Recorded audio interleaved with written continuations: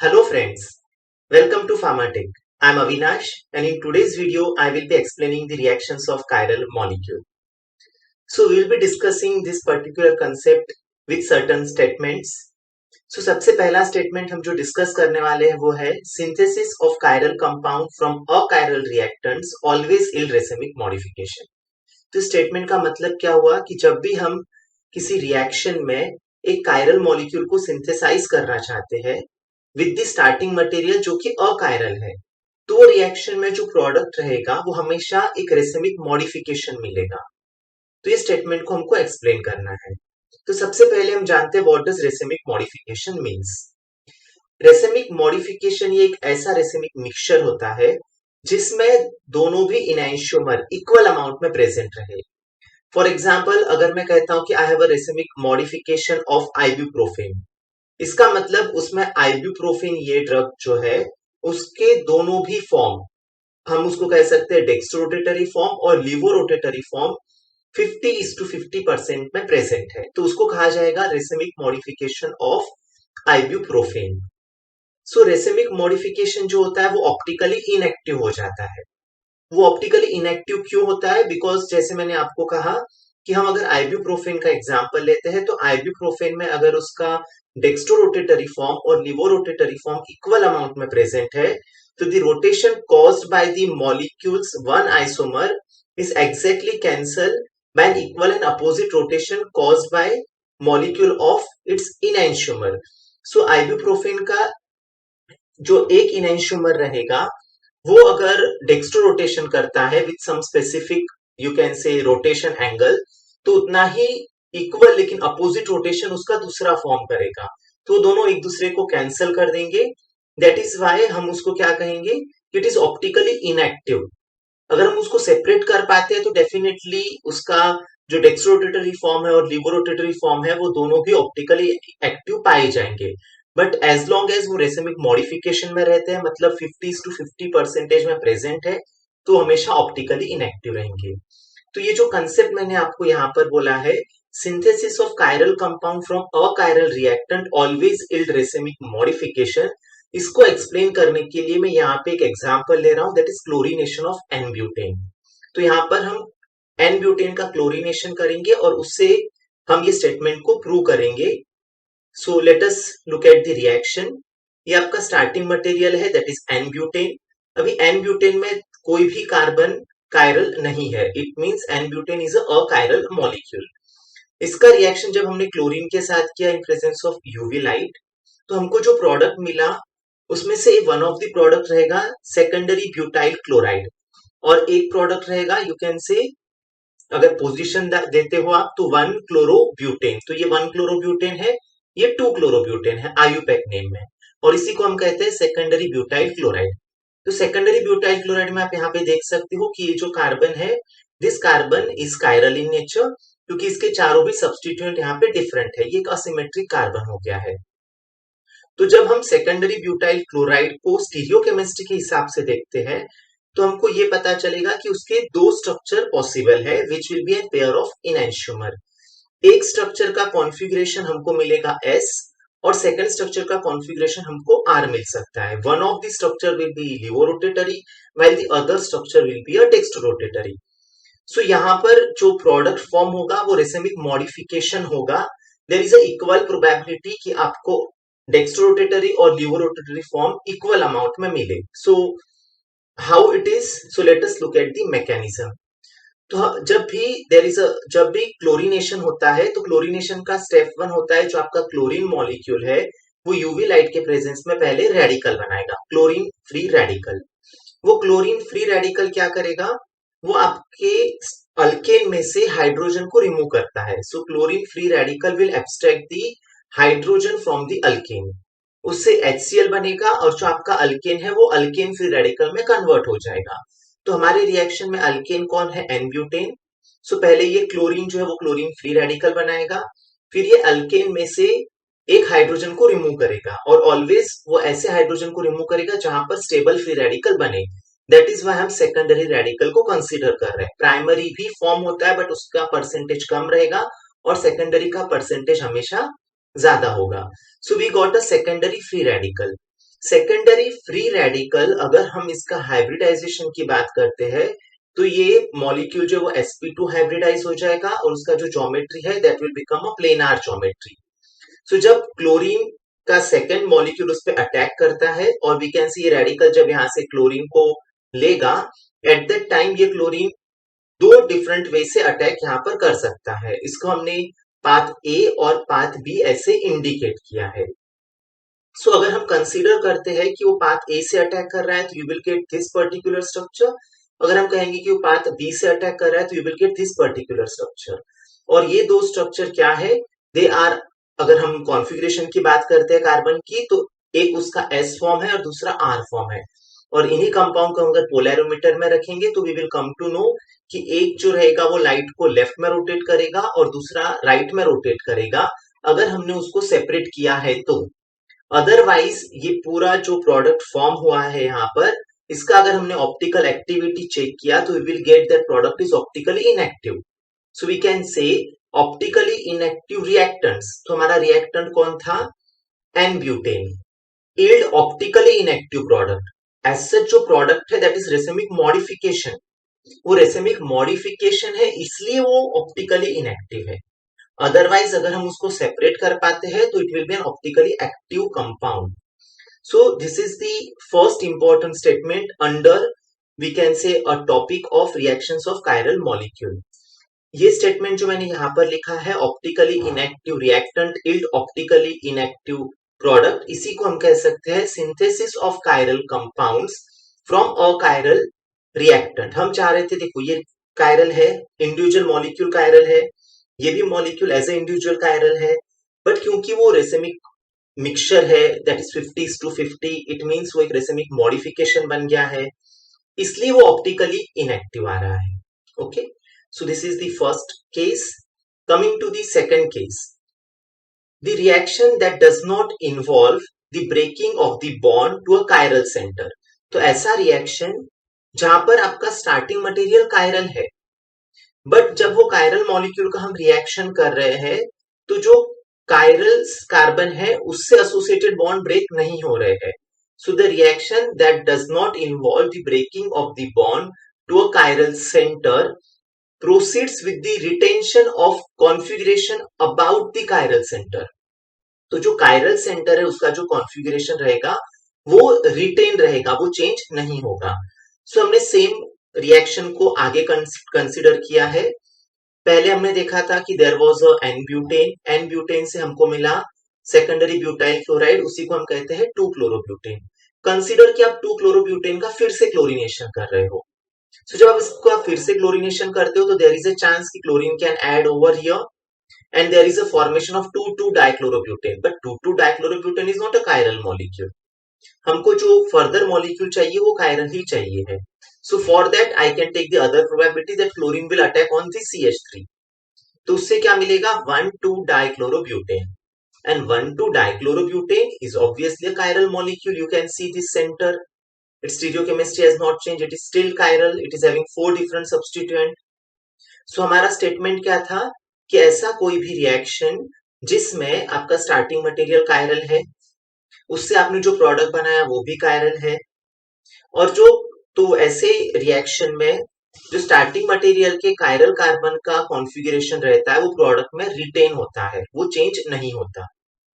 So you can see over here, starting material को हम शायद ऐसे ड्रॉ करें, CH3CH Cl एंड C2H5। अभी यहां पर अगर क्लोरीन को अटैक करना है, अगर मैं ये CH3 को फ्री भी इंडिकेट करूं, like if I say there is a chlorination, so it will be following certain specific, you can say, reaction steps. So step number 1 क्या रहेगा, chlorine will interact with the UV light, there will be formation of chlorine free radical. जब ये chlorine अपना free radical form करेगा, that free radical will abstract, you can say, a proton from the starting material. जब वो proton abstract करेगा, हम assume कर रहे हैं कि it is abstracting proton from here. So यहां से जब वो H निकालेगा तो this will become a new free radical, और वो नया फ्री रेडिकल का स्ट्रक्चर हम कैसे बना सकते हैं, एज अ CH2, और बाकी जो पार्ट है that will remain as such, और ये एक फ्री रेडिकल है।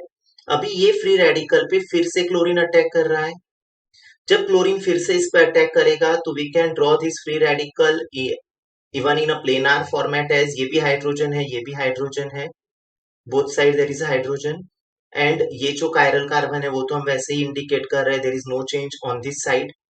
So now this chlorine can attack from any side, from you can say this side, or it can attack from this side. But यहाँ पर भले ही आप दोनों तरफ से अटैक बताओ, but ultimately product is going to be one only, because both are the hydrogens. दो different product तो form होंगे नहीं. तो इसका हम मतलब ये बोल रहे हैं कि जो हमारा कायरल सेंटर था उसके जो अटैचमेंट्स है वो वैसे के वैसे प्रोडक्ट में रहेंगे. सो इसी को हम कहते हैं दी special arrangement. Just let me change the cursor. The special arrangement about the chiral center is unchanged. So जो chiral center है, इस पे जो space में attachments है, वो product में unchanged है, with CH2Cl now occupying the same relative position that was previously occupied by CH3. So जो CH3 का अब जगह था, उसके जगह पे कौन आ गया? CH2Cl. और बाकी सब तो जैसे वैसे अटैच है. सो इट मीन्स ये होता है कि यहाँ पे रिटेंशन ऑफ कॉन्फ़िगरेशन आपको दिखेगा. So this is the second important concept under reactions of chiral molecule. Coming to the next part, the configurational relationship between two optically active compounds can be determined by converting one into the other by the reaction that do not involve breaking of the bond to a chiral center. सो अगर आपको कोई बोलता है कि दो molecule में क्या relation है, यहाँ पे मैं एक केस स्टडी ले रहा हूं. दैट इज मेरे पास स्टार्टिंग मटेरियल है 2-methyl-1-butanol. सो 2-methyl-1-butanol का मैं रिलेशन चेक कर रहा हूं विथ यू कैन से 1-chloro-2-methyl-butane. सो यहाँ पर अगर आप ये स्ट्रक्चर को देखते हो, so this carbon is having CH3, C2H5 and H. Again, this carbon is having CH3, H and C2H5. So it is a same carbon as of this. Chemical environment is same. अगर हम इस carbon की बात करते तो this is the alcohol CH2OH और यहाँ पर ये क्या है CH2Cl. So what is the change? Only this OH has been replaced with Cl. So if we want to establish the relation between these two compounds, so I am coming to statement again. The configurational relationship between two optically active compound, ये भी एक optically active compound है और ये भी एक optically active compound है. इन दोनों का हमको रिलेशन एस्टेब्लिश करना है. सो रिलेशन हम कैसे एस्टेब्लिश करते हैं? Can be determined by converting one into the other. तो एक को आप दूसरे में कन्वर्ट कीजिए by reaction that do not involve breaking of the bond to a chiral centre. तो कोई ऐसा रिएक्शन कीजिए जिसके वजह से जो कायरल सेंटर है वहां का बॉन्ड ब्रेक ना हो. So if you have any set of compound as a pair, अगर आप वो दोनों को एक दूसरे में इजीली इंटर कन्वर्ट कर सकते हो, लाइक हम अल्कोहल को हलाइड और हलाइड को अल्कोहल कर सकते हैं. सो इसको अगर फिर से आपको अल्कोहल करना है तो you can treat it with alkali. So ये reaction easily you can say reversible way में जाएगा. और अगर हम उसको ऐसा कंसीडर करते हैं that both way transformation is possible, अगर आपको एक कंपाउंड का कॉन्फ़िगरेशन पता है तो दूसरे का कॉन्फ़िगरेशन आप प्रिडिक्ट कर सकते हो, प्रोवाइडेड दैट जो कायरल सेंटर है उसका बॉन्ड ब्रेक ना हो.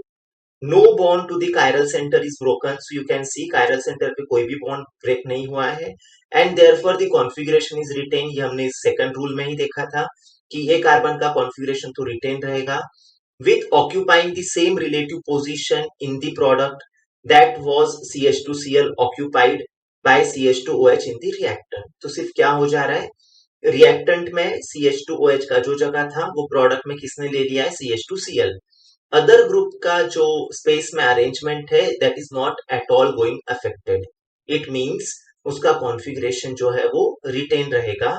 सो जो भी कॉन्फ़िगरेशन आपके स्टार्टिंग मटेरियल में दिखेगा वही कॉन्फ़िगरेशन आपको प्रोडक्ट में मिलता है. सो you can see over here the relation between the alcohol and the chloride. Similarly, we can prove it with other example. यहाँ पर मैंने सिर्फ एग्जाम्पल को चेंज किया है, rest all things are same. यहाँ पे मेरा स्टार्टिंग मटेरियल अल्कोहल था और अल्कोहल को मैंने KMnO4 से ऑक्सीडाइज किया. सो oxidation of alcohol gives me acid. तो यहाँ पर भी आप देखिए कि रिलेटिव पोजीशंस जो है वो सेम ही है. CH3H और C2H5 जो पोजीशन पे है सेम वे यहाँ पे हमने इंडिकेट किए हैं. We can draw even 3D model and show it. यहाँ पे मैंने सिर्फ 2D मॉडल से एक्सप्लेन किया है. इस CH2OH अभी क्या बन जाएगा, COH. So this is the third important concept under reactions of chiral molecule. Coming to the next part, generation of second chiral center. अगर आपके पास कोई स्टार्टिंग मटेरियल है, जैसे कि हमने एग्जांपल लिया था 2-क्लोरोब्यूटेन का, अगर आपको उसमें सेकंड कायरल सेंटर इंट्रोड्यूस करना है, so second chiral centre introduce जब आप करते हो उस वक्त रिएक्शन में क्या होता है. So now this is our molecule. Again, we can number it 1, 2, 3 and 4. So what is that molecule? We can say it is a molecule as a 2-chlorobutane. अभी हम क्या कर रहे हैं कि 2-chlorobutane में हम फिर से क्लोरीनेशन करने जा रहे हैं. So when we do again a chlorination of 2-chlorobutane, so जब उसका फिर से क्लोरीनेशन होगा, so at that time this chlorine, step number 1 क्या होता है, generation of free radical. So ये जो कार्बन है यहां से हाइड्रोजन एब्स्ट्रैक्ट हो जाएगा. वो एब्स्ट्रैक्ट होने के बाद this carbon will get you can say radical nature. तो यहाँ पे हमने ऑलरेडी हाइड्रोजन डिफिशिएट दिखाया है. This carbon is having valency as a 3 only. So let me draw a free electron on that carbon so that it visualize like a free radical.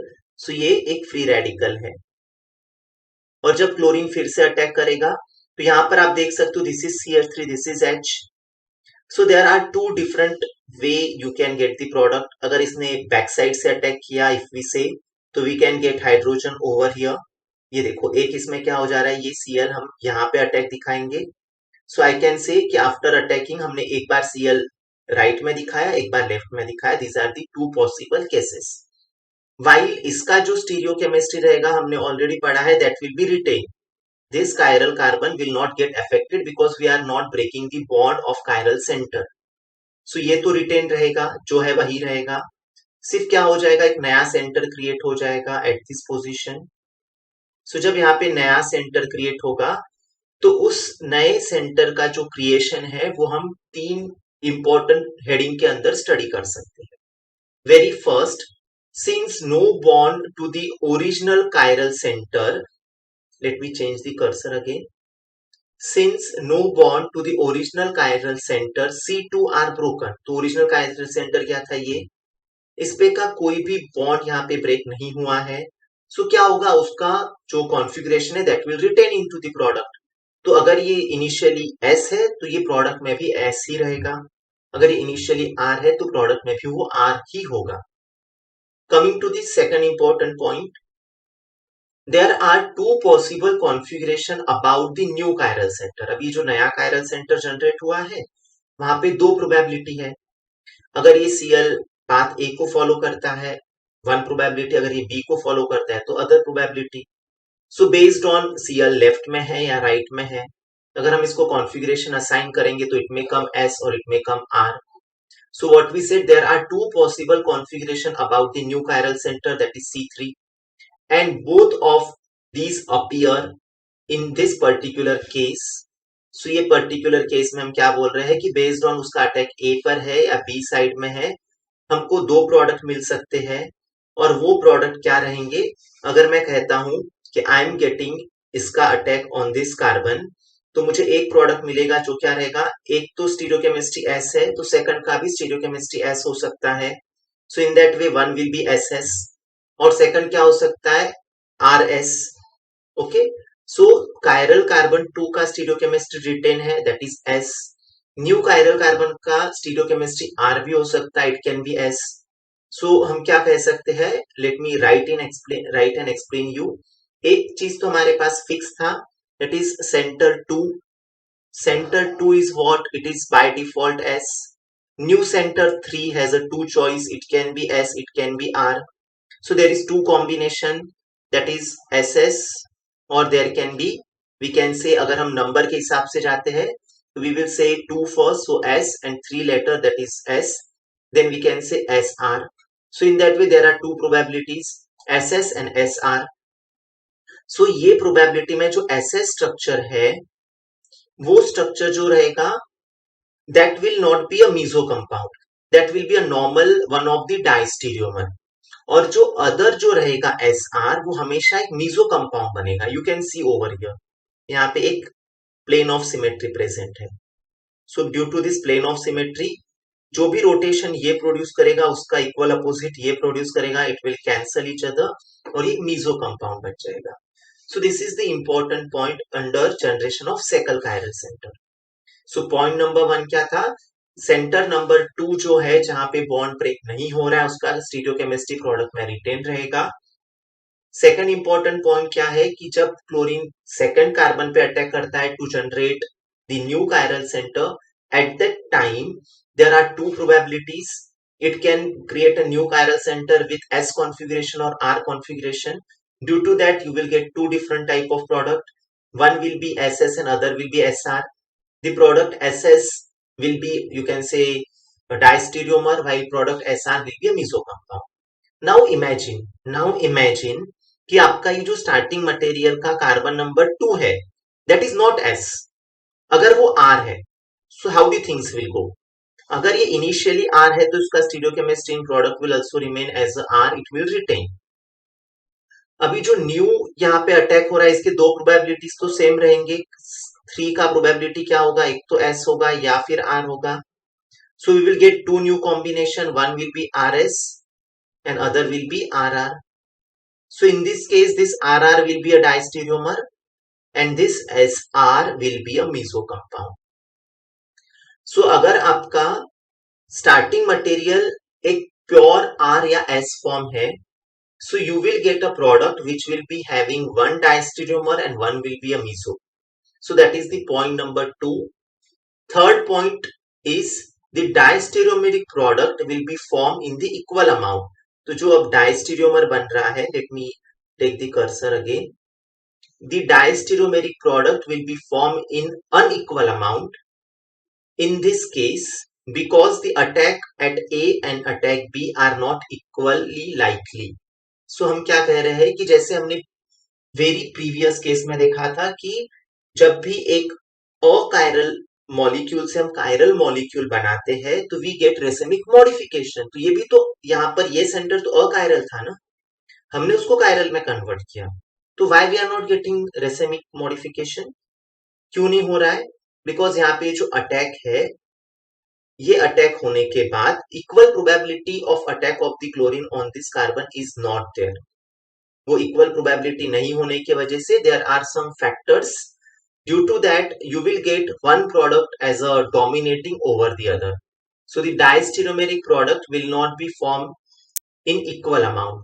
तो एक हमेशा ज्यादा बनेगा और दूसरा कम बनेगा, क्योंकि क्लोरीन का यहाँ पर ये कार्बन पे अटैक होने का probability from both the side is not equal.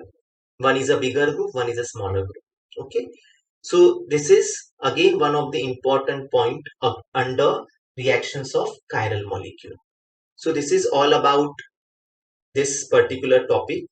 If you are enjoying watching my videos, then please don't forget to like it, share it with your friends and subscribe my channel. Thank you for watching PharmaTech.